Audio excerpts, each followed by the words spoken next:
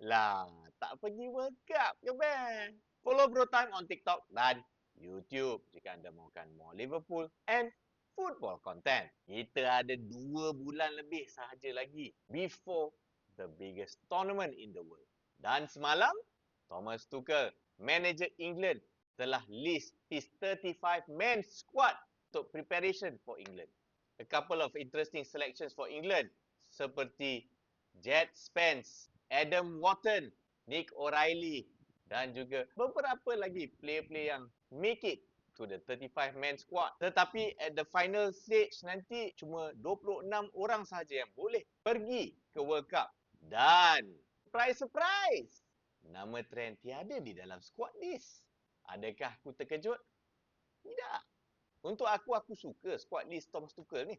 Player seperti Livramento diberi peluang, Lewis Hall diberi peluang. Pasal di right back tu aku rasa ramai lagi yang lebih bagus yang boleh contribute to the squad.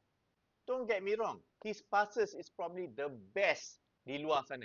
Tapi itu je yang dia boleh buat. Nak defend, sampoh. Terus merajuk bye, buang England di Bayu. Itulah nak glory sangat. Nak menang Ballon d'Or lah katakan. So korang rasa macam mana?